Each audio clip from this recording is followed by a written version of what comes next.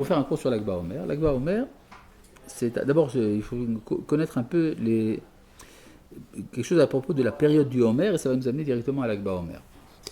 La période du Homer, c'est 7 semaines, n'est-ce pas? Selon les kabbalistes, il y a chaque semaine de la Sphirata Homer correspond à une des séphirotes, n'est-ce pas? Vous savez ce que c'est les séphirotes? Ce sont des émanations divines, des attributs divins qui fonctionnent dans le monde. Voilà, c'est ça. Bon, on peut dire. Le nombre des séphirotes, le nombre classique, c'est 10. Combien de semaines il y a dans la Sphirata Homer? 7. Donc il y a un problème. Soit 7 semaines, soit 10 séphirotes. Comment vous arrangez ça? Il y en a 3 qui sont les 10 séphirotes, des émanations. Oui, c'est un truc kabbalistique. Mais même sans la Kabbalah, tu as la Mishnah qui te dit que Dieu a créé le monde par 10 paroles. Ba'asara ma'amarot nivra ha'olam. Et donc, le chiffre 10 est un chiffre permanent à chaque fois qu'il est question de quelque chose d'entier, de parfait. Tu as le chiffre, shalom, le chiffre 10. Et ce chiffre 10 est traduit par les kabbalistes comme étant 10 séphirotes, c'est-à-dire 10 influences, 10 hypostases, enfin peu importe comment tu appelles ça, qui sont la manière qu'a le Créateur de gouverner son monde. Voilà. Ça va jusqu'à présent? Oui. Bon. Mais si on dit qu'il y a une correspondance entre les 7 semaines et les 10 séphirotes, il y a un problème parce que 7 et 10, il y a une différence de combien? 3. Ça fait un bac de mathématiques? Donc, d'après les kabbalistes, c'est très simple. Les 3 premières séphirotes sont au-delà du temps et les 7 dernières séphirotes se traduisent dans le temps. D'accord? Et comme la séphirata Homer, c'est quelque chose qui est compté dans le temps, le chiffre idéal qui compte le temps, c'est 7. Par exemple, les 7 jours de la création. Vous avez donc, par exemple, 10 paroles pour créer le monde, mais ça prend 7 jours. Alors, quelles sont les 7 séphirotes inférieures? Quelles sont-elles? Oui, quelles sont-elles? Quels sont leurs noms? Dans tous les Sidurim, c'est écrit. Exactement.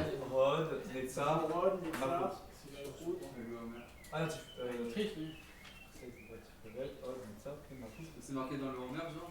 Bah oui. Il y a aussi Yesod. Bon, alors vous décidez? Bon, je vais mettre un peu d'ordre dans tout ça. Chesed, Gevura, Tiferet, Netzach, Hod, Yesod, Malchut. D'accord? Vous avez 7 séphirotes qui sont les séphirotes qui agissent dans le temps. Alors je reprends. Chesed, Gevura, Tiferet, Netzach, Hod, Yesod, Malchut. Ça fait combien? 7. Très bien. Netzach, ça veut dire éternel? Non, ça veut dire victoire. Ceux qui dominent, ceux qui sont victorieux. Les Natser. D'accord? Et vous avez dit c'est les 7 inférieurs? Oui, c'est les 7 inférieurs. Et c'est quoi le top du top? Le top du top? Ouais. Ben, c'est les 3 premières. Et quelles sont-elles? Keter, Chorma, Bina. Ou bien, dans d'autres schémas, Chorma, Bina, Da'at. Chabad. Chabad, ça vient de là. Chorma, Bina, Da'at. Mais quand on parle du temps, on parle de Chesed, Gvura, Tiferet, Netzach, Hod, Yesod, ou Hagat Nahi, on dit en initial. Hagat Nahim, pardon. Jusque-là, vous suivez? Bon. Maintenant, le fait que les kabbalistes disent que les 7 semaines correspondent aux 7 séphirotes, ils font ça parce que c'est leur métier de kabbaliste. Ils sont payés pour ça, pour nous expliquer la correspondance entre les séphirotes et les réalités concrètes. Et ils ont été même plus loin, ils ont divisé chaque semaine également en 7 séphirotes. Donc vous avez le premier jour, c'est Chesed chez Bechesed, et le deuxième jour, c'est Gevura chez Bechesed, le troisième jour, c'est Tiferet chez Bechesed, etc. Donc vous avez 7 fois 7, ça fait 49. Et le 50e jour, qui est le jour de Shavuot, vous allez arriver au-delà du temps. C'est la raison pour laquelle le 50e jour n'est pas compté. Parce qu'on ne compte que des choses qui sont dans le temps, ce qui est au-delà du temps n'est pas compté. Et le 50e jour correspond à la séphira Bina, qui est la 3e des 3 supérieures. N'est-ce pas? Et c'est le jour où on reçoit la Torah qui est extratemporelle. Jusque-là, vous avez compris. Maintenant, les kabbalistes, comme je l'ai dit, sont payés pour leur métier de kabbaliste. Ils doivent dire à quoi correspond chaque jour.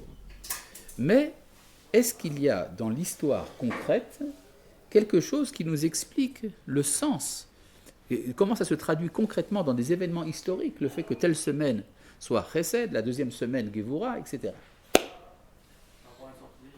Alors, la première semaine, la sortie d'Égypte, effectivement, pendant les 7 premiers jours jusqu'au passage de la mer Rouge, alors on était en pleine grâce, en Chesed. C'est-à-dire qu'il n'y avait pas encore de mérite, on ne faisait qu'avoir le mérite de marcher. Mais c'est ce que dit le prophète Jérémie, Zachar tilach Chesed neuraïr, je me souviens de la grâce de ta jeunesse, Lerter acharai bamidbar, lorsque tu marchais après moi dans le désert. Effectivement, la première, concrétisation de cette idée-là, c'était dans la première semaine de l'Omer, le Chesed. Donc jusque-là, ça marche. N'est-ce pas? Mais, oui. Est-ce qu'on peut les rapporter à des personnages de notre histoire? Oui, bien sûr. Quand même, le Chesed, c'est Abraham, la Gevura, c'est Yitzhak, etc. Mais là, je demande, pour des événements qui se sont produits avec le peuple d'Israël, dans cette période qui est entre Pessah et Shavuot, entre la sortie d'Égypte et le don de la Torah, est-ce qu'il y aurait, dans les événements que nous avons connus dans l'histoire, une projection de ces séphirotes? Alors pour la première, vous avez raison, la sortie d'Égypte, Chesed, nickel, ça marche. La deuxième semaine, c'est quoi? Comment? La deuxième semaine, c'est Tammuz. Ça, c'est extraordinaire. Ça dépasse mon entendement. J'ai toujours cru que Tammuz était un mois et non pas une semaine. Mais maintenant, tu m'apprends des choses que je ne savais pas. Et donc, j'ai une difficulté à intégrer la profondeur de cet enseignement. Mais la deuxième semaine, pour autant que je sache, selon mes pauvres connaissances, c'est Gevura. N'est-ce pas? Gevura, Midatadin. Et en quoi est-ce que la deuxième semaine de l'Omer... À fois où il y avait les juges, ils ont instauré les juges. Ils ont instauré des juges quand? À Mara, n'est-ce pas? Effectivement. Lorsque Moshe fait sortir les enfants d'Israël de la mer Rouge, ils arrivent à un endroit salé. Il y a de l'eau, mais elle est salée, amère. Et l'endroit s'appelle Mara. Et là-bas, il adoucit l'eau et donne une loi. Sham samlo choku mishpat. Donc, le tribunal, c'est celui qui est responsable de la midat ad-din, de la justice, et donc ça correspond à la deuxième semaine. C'est vrai, mais il y a aussi autre chose. Il y a dans le calendrier israélien quelque chose dans cette deuxième semaine. Qu'est-ce qui se passe? Non.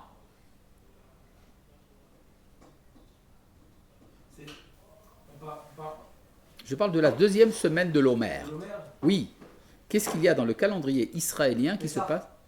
Pessah, effectivement, comme tu as bien dit, c'est dans la première semaine de l'Omer, mais si tu veux, on peut rajouter une semaine de plus à Pessah, pas de problème. Hein? Yom HaShoah. C'est le jour où du souvenir de la Shoah. D'ailleurs, dans le nom officiel en Israël, c'est Yom HaShoah ve'Gevura, le jour de la Shoah et de la bravoure, parce qu'on se rappelle également de ceux qui ont lutté contre les Allemands, etc.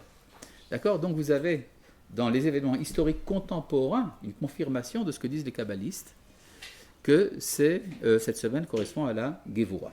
C'est juste parce qu'on appelle Yom HaShoah et Gevura que ça... Non, c'est en soi la Midat Hadin. Il n'y a pas de plus grande Midat Hadin que la Shoah. Enfin, Gevura, c'est Midat Hadin? Ben oui. Gevura, Midat Hadin? Ouais, bien sûr. Ouais. Ben, c'est comme ça, oui. Oui, la Shoah aussi. Et Midat Hadin aussi. Et la Gevura aussi. C'est la lutte de chez Gevura. Ouais.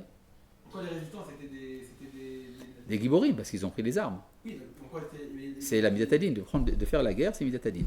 Ah. D'accord? Et qu'est-ce qui s'est... La troisième semaine correspond à quelle séphira? Tiferet, l'harmonie, n'est-ce pas? Qu'est-ce que dans le calendrier israélien correspond à qu'est-ce qui dans le calendrier israélien correspond à cette troisième semaine? Yom HaAtzmaut.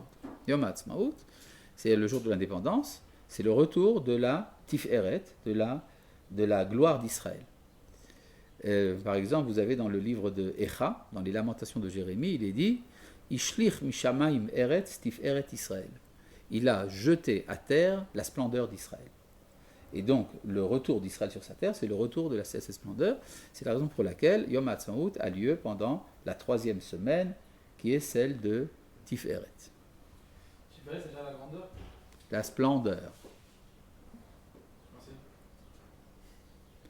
Merci. Remarquez une chose intéressante, pourquoi je vous raconte ça, c'est que des événements qui étaient connues par les kabbalistes, enfin des significations de ces dates qui étaient connues par les kabbalistes, n'ont pris de sens concret dans la conscience collective que de nos jours. D'accord ? 4e semaine, c'est quoi ? Netzach ou Hod ? Décide-toi. Netzach ? Allez, on va à Netzach, d'accord. Bon, qu'est-ce qui s'est passé le jour de... Netzach, c'est comme vous avez fait remarquer, Daniel nous a fait remarquer que Netzach, ça correspondait à un personnage de la Bible, c'est Moshe. Moshe. Non, pas Netzach Yehuda, rien à voir. Moshe Rabbeinu, pour Séphira, Netzach. Comment ? Ouais. Et Moshe, qui est donc Netzach, est également le sauveur d'Israël. Aujourd'hui, vous savez que nous sommes le 10 Iyar, c'est Netzach Sheba Netzach. N'est-ce pas ? Le 4e jour de la 3e semaine, c'est aujourd'hui le 25e jour de l'Omer, c'est Netzach Sheba Netzach. Dans le calendrier israélien, c'est quoi ? Non, c'est le jour consacré à Herzl. C'est le Yom Herzl, le jour de la naissance de Herzl. Ah, c'est aujourd'hui ? Oui, c'est aujourd'hui. Et comme par hasard, et d'ailleurs c'est fêté à la Knesset, etc. Il y a des discours autour de Herzl. Et dans le système éducatif israélien également, c'est le jour où, d'après la loi, on parle de Herzl dans les écoles. Herzl qui est celui qui fait la 2e Géoula, après Moshe Rabbeinu qui a commencé. D'accord ? Intéressant quand même. Bon, la 5e semaine, c'est quoi ? Hod. D'accord ? Quoi ? Qu'est-ce qu'il y a encore ? C'est son anniversaire. Mazal Tov. Est-ce que tu veux des bougies pour les souffler ? J'ai pas de bougies, mais tu veux, on peut en acheter. Herzl n'est pas mort en Israël ? Quoi, Herzl quoi ? Il est mort en quelle année, Herzl ? En 1904. Donc il n'était pas là à la première création d'Israël. Non, c'est la pure vérité. C'est lui qui était présent à cette époque-là, mais il n'était pas... C'est lui qui a été le fondateur. Oui, est-ce que Moshe est entré en Eretz Israël ? Non. Pourtant, il... Oui, non ? Oui, il y en a qui disent que oui. Il a fait encore un plaisir en Israël. Il est parti d'Israël, pas dans... Bon, moi j'ai lu dans la Torah que Moshe est mort avant d'entrer en Eretz Israël, donc il n'est pas rentré. Maintenant, si vous avez un autre texte de la Torah, j'ai pas de problème. Mais dans mon texte à moi de la Torah, il est dit que Moshe est mort en dehors d'Eretz Israël. Bon, maintenant vous pouvez ne pas être d'accord avec la Torah, vous avez le droit. Mais moi personnellement, qui suis fidèle à l'enseignement de la Torah, je considère que non. Disons, la 5e semaine, c'était Hod. Hod, Sheba, Hod. Qu'est-ce qui se passe à Hod, Sheba, Hod ? Hod, ça veut dire le rayonnement. L'Akba Omer. C'est consacré c'est la Iloula de Rabbi Shimon Bar Yochai. Et c'est celui qui, le Hod, en fait, c'est le rayonnement qui sort de l'obscurité. Quand on arrive à l'obscurité de l'obscurité, c'est là que se révèle la plus grande des lumières, et ça donne le Zohar, qui est révélé par l'intermédiaire de Rabbi Shimon Bar Yochai. Et nous allons bientôt en parler, oui. Quoi ? Qu'est-ce qu'il y a ? Je ne sais pas, vous avez dit rayonnement, et après... Le rayonnement. Oui. Lui, c'est les 33 jours de lien avec Rabbi Shimon Bar Yochai. Oui, Rabbi Shimon Bar Yochai est lié au 33e jour de l'Omer. Pourquoi ? Ça, nous allons en parler bientôt, oui. C'est quoi le lien entre les morts derrière la tenue de Rabbi Akiva et pourquoi ça s'arrête au moment de la Gomer ? La question est géniale, mais elle est en dehors de notre sujet, oui. Ah, c'est pas parce que Rabbi Shimon Bar Yochai a dit que c'est un mariage entre Hachem et moi, vu que je vais dans l'autre monde, je peux pas que ce soit un jour triste. Peut-être. Tout ça, c'est des inventions tardives. Bon, maintenant, passons à la 6e semaine. 6e semaine, Yesod. Yesod, ça veut dire la fécondité, c'est l'épreuve de la moralité. La moralité, le Zohar dit que c'est celui qui préserve sa pureté individuelle, ce qu'on appelle le Brit, c'est lui qui est tzaddik. Donc le Yesod, Sheba Yesod, c'est Yosef, c'est également le fondateur de la littérature du Moussar en Israël. C'est le Ramchal, Rabbi Moshe Chaim Lutzato, auteur du Mesilat Yesharim. Sa hiloula à lui, c'est lors du 26 Iyar, qui est Yesod, Sheba Yesod. D'accord ? 7e semaine, c'est quoi ? Malchut, très bien. C'est quoi la ville de la Malchut ? C'est Jérusalem. Et effectivement, Yom Yerushalayim est à l'entrée de la 7e semaine, le premier jour de la 7e semaine, c'est Yom Yerushalayim, jour de la libération de Jérusalem. Oui, bien sûr. Ah, c'est l'entrée de la La semaine. sixième Ouais, ouais. semaine, il n'y a pas Pessah Sheni ou un truc comme ça. Il y a aussi Pessar Sheni dans la 5e semaine. Il s'est passé quoi Ouais. la sixième semaine À Yerushalayim, Jérusalem a été libérée lors de la guerre des 6 jours. La septième ou la sixième a été libérée? Septième. Pardon. C'est incroyable. Bon, donc, ce que je voulais vous dire, c'est que il y a parfois des intuitions qui se trouvent chez les kabbalistes et qui se concrétisent dans l'histoire à un moment. Et ce moment, comme par hasard, c'est notre génération. D'accord? C'est important de comprendre que, en fait, notre histoire est là pour prouver que les kabbalistes avaient raison. Jusque-là, vous me suivez? Bon. Maintenant, nous allons rentrer un peu plus dans le détail concernant l'Ag BaOmer. L'Ag BaOmer est lié à la personne de Rabbi Shimon Bar Yochai. Qui est Rabbi Shimon Bar Yochai? Un des élèves de Rabbi Akiva. C'est un des élèves de Rabbi Akiva, c'est vrai. C'est un des 5 survivants. Alors, le Zohar est attribué à Rabbi Shimon Bar Yochai. En fait, le Zohar, c'est une composition de plusieurs générations. Mais c'est l'école de Rabbi Shimon Bar Yochai. C'est lui, si vous voulez, le Rosh Yeshiva de ça. La manière dont ça a été écrit, ça a pris pas mal de temps. Et disons, le Zohar tel que nous le connaissons, sous sa forme définitive, c'est beaucoup plus tard que Rabbi Shimon Bar Yochai. Mais ça a pris 1000 ans à peu près. D'accord? Mais oui, mais enfin, de toute manière, c'est attribué à Rabbi Shimon Bar Yochai. Pendant très longtemps, les adversaires de la Kabbalah faisaient des efforts énormes pour prouver que le Zohar est tardif, et les adeptes de la Kabbalah faisaient des efforts gigantesques pour prouver qu'il est ancien. En fait, ça n'a aucun sens. Nous savons qu'il y a une école de Rabbi Shimon Bar Yochai. Elle parle quoi? C'est qui les adversaires de la Kabbalah? Ah bah, ceux qui ne croient pas en la Kabbalah. Quoi? Qui sont-ils? Qui sont, tu veux des noms? Ouais, on a une école. Je sais C'est quoi pas. leur intérêt? Et ouais, non mais c'est qui en fait? C'est quoi? C'est C'est les juifs qui avaient été contre la Kabbalah. Quoi? J'ai entendu qu'il y avait été contre la Kabbalah. Ah, bien sûr qu'il y a contre la Kabbalah. C'est des juifs? Oui, bien sûr, des juifs. C'est qui? Le Rambam, par exemple. Le Rambam? Me. Rambam? Oui, par exemple. Oui. Ou bien Rabbi Yehuda Aryeh de Modena, ou Rabbi Yaakov Demdin, ou bien Shmuel David Lutzato, et encore d'autres. Il y a une réponse à ce qu'il fallait. Il y a toute une littérature gigantesque, on peut remplir des bibliothèques avec ça. Ah oui, D'accord? Ils croient pas au Sidim, etc. là, c'est ça? Non, les Chédim, c'est encore une autre histoire. D'accord? D'accord. Mais bon, il faut savoir que ce qu'on appelle la Kabbalah, c'est une école centrale dans la tradition secrète d'Israël, mais il faut savoir qu'il y a eu différentes modalités de révélation et également des oppositions. D'accord? Bon. Aujourd'hui, il y a pas de présent. Disons que de manière générale, le consensus général de l'orthodoxie, c'est d'admettre la Kabbalah. Et même, de considérer ceux qui refusent la Kabbalah comme des hérétiques. Oui. Mais, non, Chaz Shalom. Bon. Enfin, c'est un sujet qui mériterait d'être étudié plus largement, mais je n'en parlerai pas aujourd'hui. Voilà. Non. Bon, maintenant, je reviens à qu'est-ce que c'est que la Kabbalah? D'accord? Qu'est-ce que c'est que la Kabbalah? Et la Kabbalah, bon, c'est une tradition secrète dans le peuple juif qui a pris différentes formes.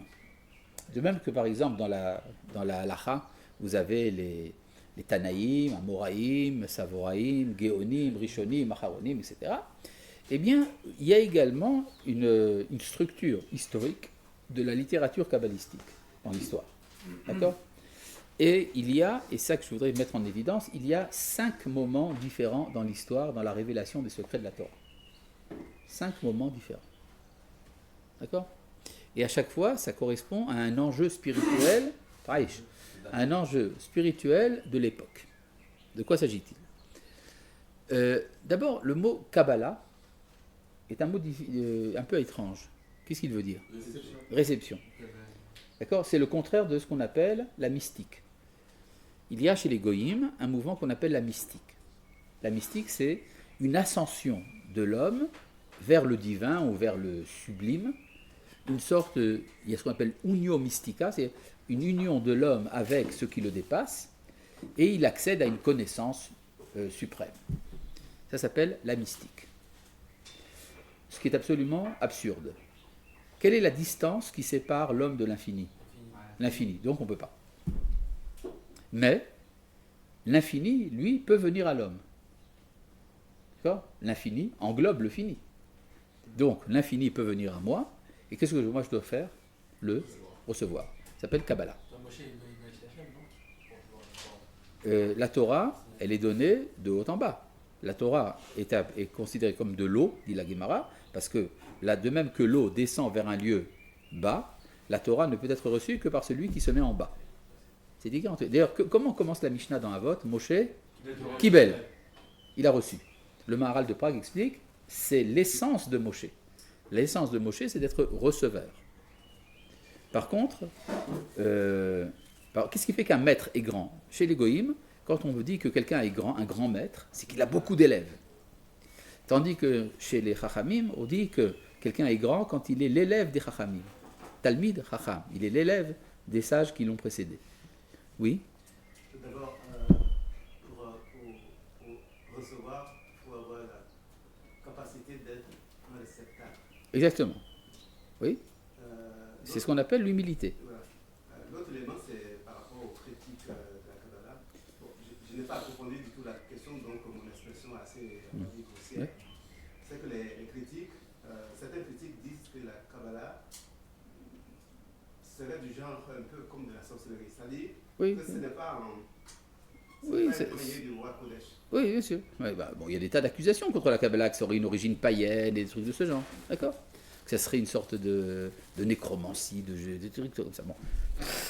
Ce qui fait qu'un rave est grand, c'est son élève. Non. Le rave est grand parce qu'il a un grand rave. Il est Talmid Chacham, il est l'élève d'un Chacham. On dit, celui-là, tu vois combien il est grand? Chez qui il a étudié?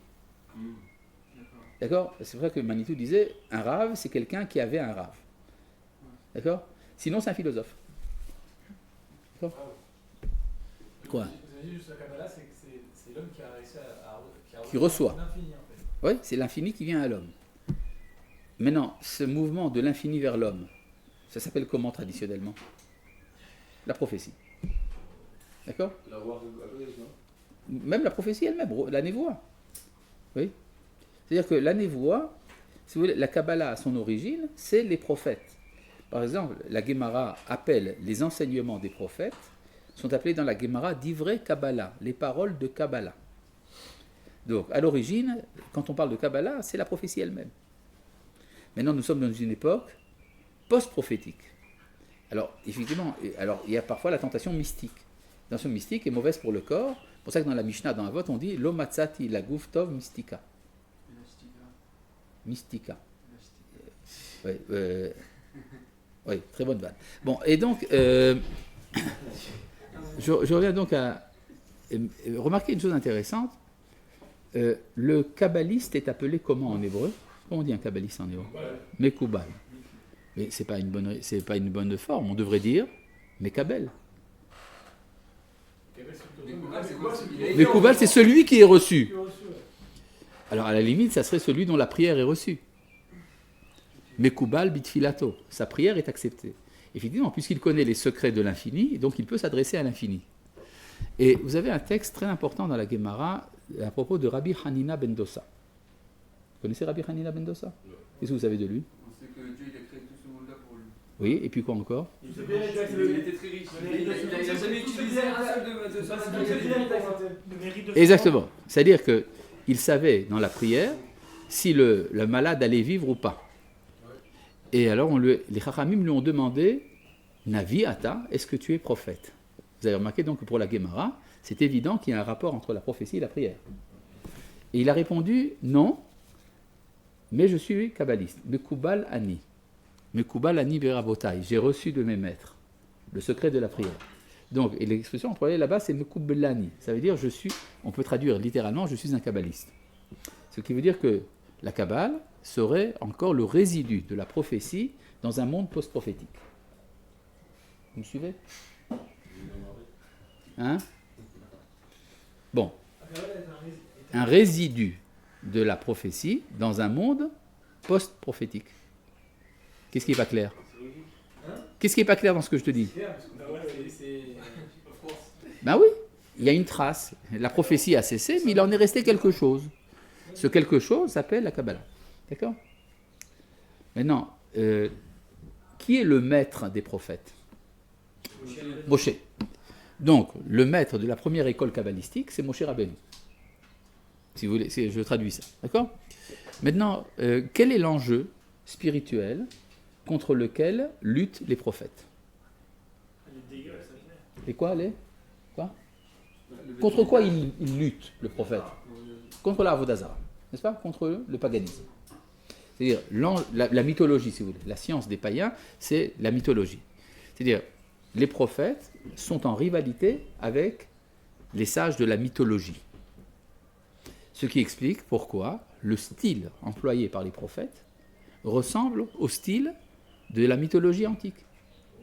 Ben oui, les critiques bibliques adorent ça. Ils disent, voilà, on prend un chapitre de Tehillim et on trouve un psaume cananéen en l'honneur du Baal et on voit que ça ressemble. Vous voyez bien donc que les prophètes ont emprunté aux idolâtres. N'importe quoi. Alors qu'on peut très bien comprendre. On parle dans un même univers.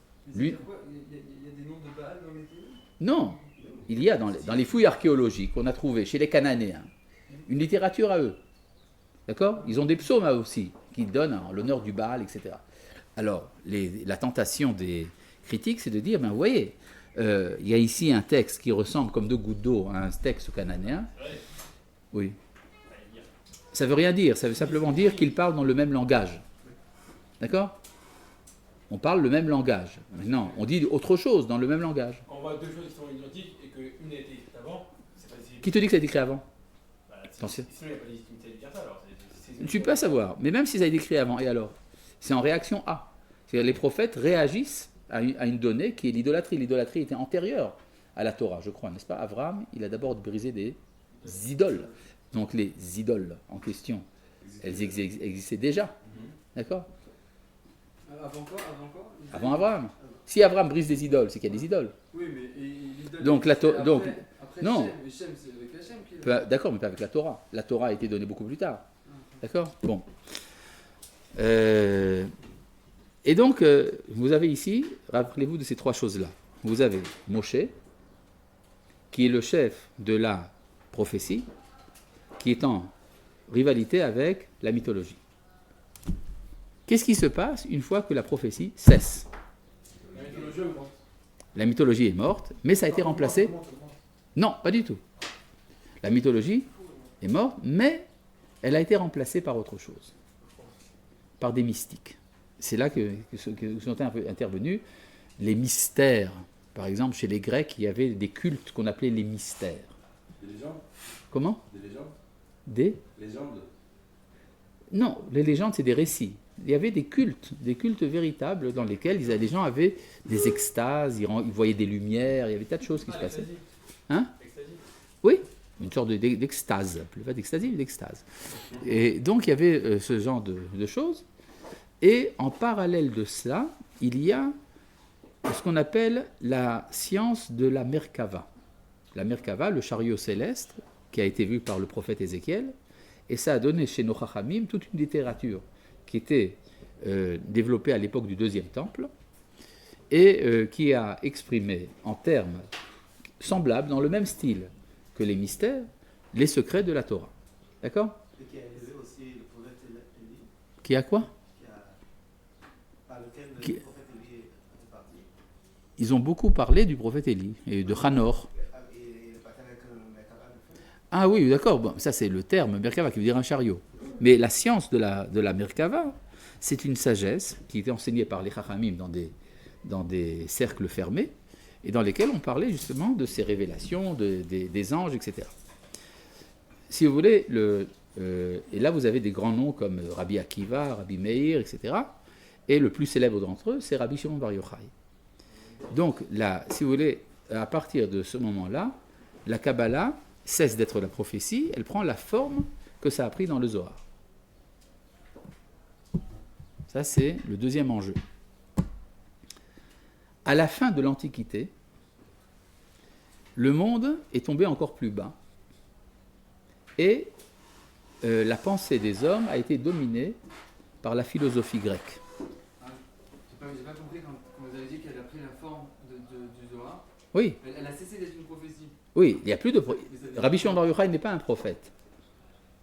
Okay. Mais il recueille en lui des lumières, qui ont des résidus qui viennent de la prophétie. D'accord? C'est-à-dire que, est-ce que dans le Zohar on peut dire qu'il y a des résidus de prophétie? Bien sûr.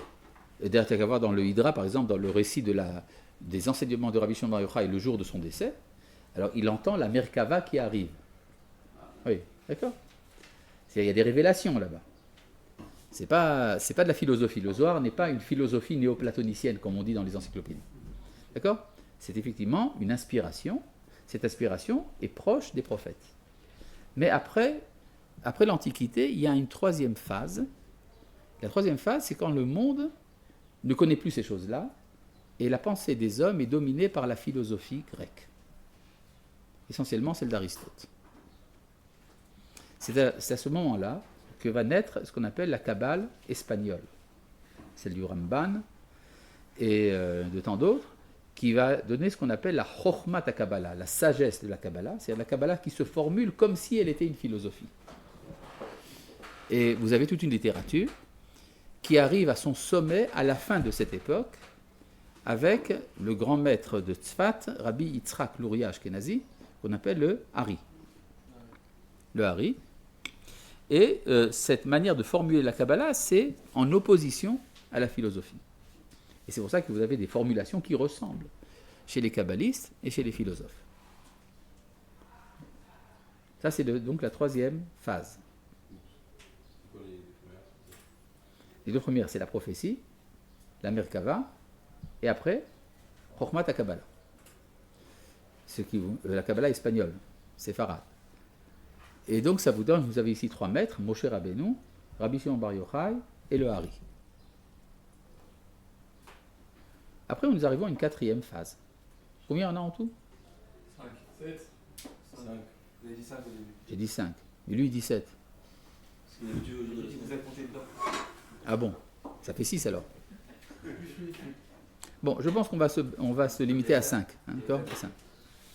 La cinquième, c'est... il y a eu un moment dans l'histoire, à partir, si vous voulez, de la Renaissance, un peu plus tard aussi, les hommes se sont rappelés de quelque chose qu'ils avaient oublié. C'est qu'il y a chez les hommes, indépendamment de la vie intellectuelle, il y a ce qu'on appelle la vie intérieure.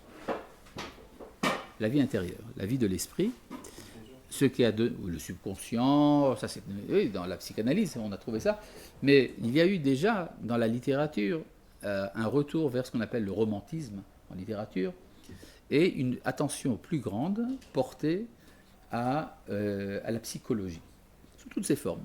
Alors ça a donné au XIXe siècle, finalement, la psychologie, puis après la psychanalyse au XXe siècle, mais disons qu'il y a une conscience des hommes, qu'il y a une vie intérieure, qu'elle doit être étudiée pour elle-même. Et c'est la raison pour laquelle la Kabbalah, à ce moment-là, a été reformulée comme une science de la vie intérieure. Ça s'appelle la chassidoute, le chassidisme. Ouais, c'est de là que ça vient. Le maître fondateur, Rabbi Israël Baal Shem Tov. Donc, c'est le quatrième fondateur d'une école. Donc, on dit, nous avons pour l'instant Moshe Rabbeinu, Rabbi Shimon Bar Yochai, le Hari et le Baal Shem Tov. Ça vous fait 4 personnes. Il en manque un. Non, pas du tout. Je peux essayer de dire quelque chose moi aussi? Merci. La cinquième phase, c'est lorsque l'humanité est arrivée à la conscience qu'elle avait une vie collective. Et ça a donné 2 formes, une à droite et une à gauche. Le socialisme est sous toutes ses formes à gauche, c'est-à-dire cette idée que je ne suis pas un individu pour moi-même, mais je fais partie d'une classe, qu'il y a une solidarité universelle. Oui, dans le marxisme est une des formes du socialisme, le communisme, etc. Et il y a également, du côté droit, vous avez le nationalisme, l'éveil des nationalités, la conscience d'appartenir à une communauté nationale, à une histoire, etc. Ça, c'est retrouvé beaucoup avec l'hégélianisme de droite, et puis le nationalisme au XIXe siècle, le droit d'autodétermination des peuples, etc. Hein? Le nationalisme, c'est l'idée que j'appartiens à une nation, et que ça me définit. Et donc vous avez le retour de ce qu'on appelle l'idée du klal. Et donc la Kabbalah se reformule sous une 5e forme, celle de la pensée du Rav Kook, qui est un enseignement du Rav Kook qui parle de la sainteté du klal. Et ça correspond à l'époque donc du retour du sionisme, qui est à la fois un nationalisme et souvent un socialisme chez les auteurs du sionisme. Oui? Donc vous avez ici une filiation bien claire. Vous avez Moshe Rabbeinu, Rabbi Shimon Bar Yochai, le Hari, Baal Shem Tov et le Rav Kook. Ça vous donne une sorte de colonne vertébrale des révélations des secrets de la Torah, à chaque fois par rapport à un enjeu spirituel qui est soit la mythologie, soit la mystique, soit la philosophie, soit la psychologie, soit le klal, le nationalisme. Oui. On ne peut pas, enfin, je pense qu'on ne peut pas proposer, en termes d'appartenir à la société, le socialisme et. Non, à une collectivité. À une collectivité. Et c'est quel le côté droit, tout ça. Nationalisme. C'est pas la même chose. Oui, c'est pas la même chose. Mais c'est quand même collectif. Le tout est collectif. Là, je pense qu'une des différences notables, c'est que le côté nationalisme, il y a une revendication d'identité qui émerge, qui est forte. Oui. Donc c'est cette dimension qui peut différencier de manière assez notable le collectivisme socialiste et le collectivisme... Oui, c'est-à-dire que le collectivisme nationaliste est plus identitaire, il est identitaire, tandis que le socialisme, il est plus, on pourrait dire, de masse. Oui, c'est-à-dire on dit les masses populaires, d'accord ? On ne dit pas un tel et un tel, évidemment. C'est pas la même chose, j'ai pas dit que c'est la même chose. Mais il y a une intuition fondamentale, c'est que j'appartiens non pas à mon monde individuel, j'appartiens à une collectivité. D'accord. Ça a commencé d'ailleurs avec les guerres napoléoniennes, lorsque des individus qui jusqu'à présent vivaient dans leur village, brusquement ont été projetés à Moscou. D'accord. Jusque-là, vous suivez ? Oui. Quoi ? Vous pouvez vous répéter les 5 enfin, les 5 prophètes. Le cinquième est important. Mais juste pour avoir les points, les personnes, en tout cas les personnalités à étudier, les contextes et pourquoi. Oui, donc on va reprendre, ça va donc donner 15 termes, d'accord ? 5 personnes, 5 enseignements, 5 enjeux. D'accord ? 5, ça fait 15. D'accord. Moshe, qui est le maître des prophètes, qui est donc la première forme de la Kabbalah, et l'enjeu, c'est la mythologie. C'est la première ligne. Deuxième ligne, Rabbi Shimon Bar Yochai, le chef de l'école de la Merkava, qui, le Maaseh Merkava, d'accord, l'œuvre du chariot, et c'est en parallèle avec le mysticisme. Troisième forme, le Hari. Hari, c'est Rabbi Yitzhak Luria, Ashkenazi, de Tzfat, 16e siècle, et avec du cool, on a le droit de ne pas savoir. Bon, le Hari, de Tzfat au 16e siècle, qui est l'aboutissement de la Kabbale médiévale ou espagnole, qui est en parallèle avec la philosophie. Quatrième moment, Rabbi Israël Baal Shem Tov, fondateur du chassidisme, qui vient donner une réponse aux interrogations de la psychologie, dans le sens large du terme. Oui. C'est la mythologie ou la philosophie ? La philosophie. Et le cinquième moment, si l'on veut, c'est le moment du klal, du collectif, qui amène la reformulation des secrets de la Torah dans l'enseignement du Rav Kook. Comment on appelle l'enseignement ? La pensée du Rav Kook, voilà, ça n'a pas d'autre nom, oui. Ou si tu veux, le judaïsme. C'est vous qui avez fait cette colonne vertébrale ou Non, c'est la Providence qui a fait cette colonne vertébrale. D'accord ? Et donc, il faut bien comprendre que ce qui s'est passé maintenant, on va revenir donc à l'enseignement de Rabbi Shimon Bar Yochai. Rabbi Shimon Bar Yochai vit à une époque d'obscurcissement. C'est d'ailleurs au niveau chronologique, son activité se passe après l'échec de la révolte de Bar Kokhba, qui était une catastrophe absolument gigantesque pour le judaïsme de l'époque. Il y a un débat entre les historiens pour savoir s'il y avait un demi-million de victimes ou 1 million. D'accord ? Oui. Bar Kokhba était un chef militaire qui s'est révolté contre les Romains vers l'an 100. ça dépend d'après qui, selon 138, effectivement, de l'ère chrétienne. C'était donc quelque chose comme 65 ans après la destruction du temple. Et il a essayé de rétablir l'indépendance d'Israël. Et ça a été un échec total. Il était soutenu par Rabbi Akiva, qui voyait en lui le Mashiach. Et après l'échec de cette révolte, il y a eu une restauration, si on veut, du judaïsme par les derniers élèves de Rabbi Akiva, dont l'un des principaux était Rabbi Shimon Bar Yochai, auquel on attribue le Zohar. Oui. Les élèves de Rabbi Akiva, ils sont tous morts pendant la guerre, avant ou après? Ça, c'est encore autre chose. Une seconde. On a retrouvé dans les fouilles archéologiques des lettres signées par Bar Korba lui-même. D'accord ? C'est très intéressant. C'est exposé dans le sanctuaire du livre au musée d'Israël. Ceux que ça intéresse peuvent y aller. Maintenant, je reviens donc à Rabbi Shimon Bar Yochai. Il vit à un moment d'obscurcissement. Et son travail, c'est de restituer la lumière au sein de cette obscurité. D'accord ? Et c'est la raison pour laquelle, on peut dire comme ça, le Zohar, ou ce que ça représente, l'enseignement du Zohar, c'est une aspiration profonde du peuple juif à vivre une vie normale dans un temps absolument anormal. D'accord ? Quand vous êtes en prison, vous rêvez de liberté. C'est pas ? Et bien c'est exactement ça qui se passe. Cette aspiration à la normalité ne pouvait pas s'exprimer, et donc elle est entrée dans une grotte. Et cette grotte est devenue le Zohar. Oui. Non. Alors on explique que la Guémara raconte que Rabbi Shimon Bar Yochai incitait à la révolte contre les Romains. Les Romains l'ont persécuté, l'ont pourchassé, et donc il s'est enfui dans une grotte, et dans laquelle il a vécu pendant 12 ans avec son fils. Et donc il a élaboré la doctrine du Zohar dans cette grotte, et quand il en est sorti, il a révélé cet enseignement.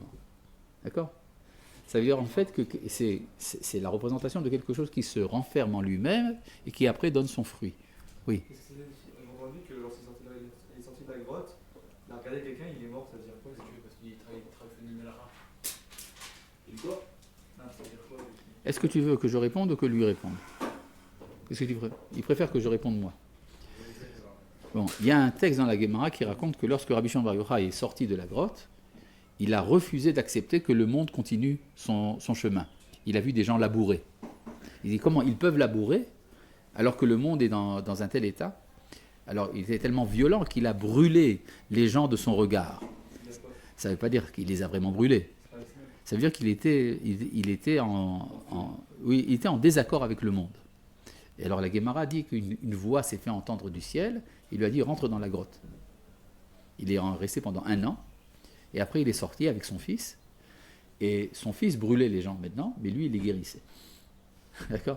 C'est une manière de dire qu'il a accepté quand même la situation du monde. C'est-à-dire, il a compris qu'on ne pouvait pas aller trop vite. Oui. Il y a un rapport avec le Shabbat. Bon, on pourrait rentrer dans le détail du texte, mais c'est... Oui. Oui, qu'est-ce qu'il a encore? Vous avez dit qu'il s'est enfui dans une grotte. Oui. Pourquoi s'est enfui? Parce que les Romains le pourchassaient. Pourquoi le pourchasser? Parce qu'il incitait à la révolte. Bah, c'est pas son maître qui a incité à la révolte. Oui, non, son maître. Non, mais une seconde, d'accord. Rabbi Akiva a incité à la révolte, ça a complètement foiré. Finalement, il est resté quelques élèves de Rabbi Akiva, dont Rabbi Shimon Bar Yochai, qui lui n'a pas renoncé à la lutte et qu'elle a continué à inciter à la révolte. La brioute. D'accord? La cachoua. Où est-ce qu'on en était? Ah oui, donc maintenant les élèves de Rabbi Akiva. Ta question sur les élèves de Rabbi Akiva, la Guémara nous dit que les élèves de Rabbi Akiva sont morts pendant la période du Homer. D'accord? De quoi sont-ils morts? Alors, la Guémara nous dit qu'il y avait une épidémie qu'on appelle Askara. Mais vous savez que la Guémara, elle ne dit pas toujours la vérité historique. La vérité historique nous a été transmise par un des Géonim, Rabbi Shrira Gaon, Rav Shrira Gaon, qui lui transmet la vérité historique. Il dit qu'ils sont morts dans le Shmad. Shmad, représente toujours, dans 90% des cas dans le Midrash, la guerre de Bar Kokhba. Effectivement, on dit qu'ils étaient entre Gevat et Antipatris, et c'est évidemment le lieu des combats de l'époque. Donc, c'est probablement qu'ils ils sont morts à la guerre. Rav Shrira Gaon. C'est ça? Rashi ne connaissait pas ce texte, mais parce que Rashi a vu le texte de Rav Shrira Gaon dans la version française et non pas dans la version espagnole. C'est seulement dans la version espagnole que c'est écrit. D'accord? Ce qui vous explique vous avez différentes approches de la personnalité de Rabbi Shimon Bar Yochai et de Rabbi Akiva, etc. Certains voient dans Rabbi Akiva et ses élèves uniquement des élèves de yeshiva. Certains ont dit non, c'était uniquement des soldats. En vérité, ils étaient à la fois soldats et à la yeshiva. Ils faisaient les deux, normal. Oui? Oui. Mais c'est pas grave, parce qu'eux aussi ne connaissent pas. D'accord? C'est ce que c'est pas étudié à la yeshiva, ça. Rav Shrira Gaon, il faut savoir que à Babylone, en Babylonie précisément, l'Irak actuel, là où a été écrit le Talmud, il y avait 2 yeshivot, Soura et Pumbedita. Les yeshivot de la ville de Soura et de Pumbedita. Ces écoles ont continué à exister pendant le Moyen-Âge jusqu'au XIe siècle. Et le dirigeant de la yeshiva, qui était donc le dépositaire de la tradition talmudique, on l'appelait le Gaon. N'est-ce pas? On appelait ça le Gaon. Le Gaon était le Rosh Yeshiva, soit à Soura, soit à Pumbedita, soit à Tibériade d'ailleurs. Il y avait aussi une yeshiva en Eretz Israël. Et l'avant-dernier des Géonim, c'est-à-dire ces maîtres qu'on appelle les Géonim, s'appelait Rav Shrira Gaon. D'accord? Qui est décédé au début du XIe siècle. D'accord? Et Rav Shrira Gaon a écrit un livre en araméen dans lequel il amène toute la liste de la tradition, comment est-ce que la tradition orale a été transmise de génération en génération.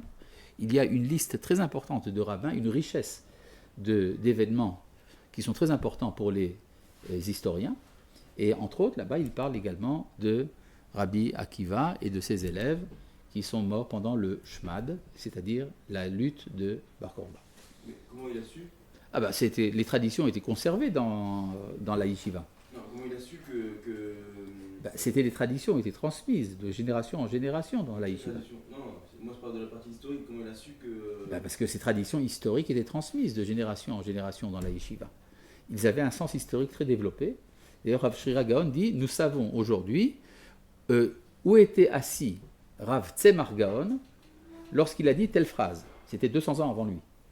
C'est-à-dire qu'ils avaient un sens très, très poussé des vérités, de l'importance de la documentation historique, et tout cela a été conservé dans la yeshiva. Quel problème? C'est laquelle? C'est Pumbedita ou Si l'autre? dans 50 ans, Oui, mais à moins que tu aies des archives et que tu es dans une institution qui perpétue ces connaissances. Dans 100 ans, voilà, excuse-moi. Dans 50 ans, je reviens ici, je dis, ah, mais je me rappelle qu'il avait... Oui, tu vas voir la liste qui étaient les élèves au Machon Meir il y a 50 ans, etc. Et tu vas voir, et c'est dans les archives. Oui, mais qu'il était placé là, qu'il était là. Oui, ils savaient tout ça. C'était important pour eux de le savoir.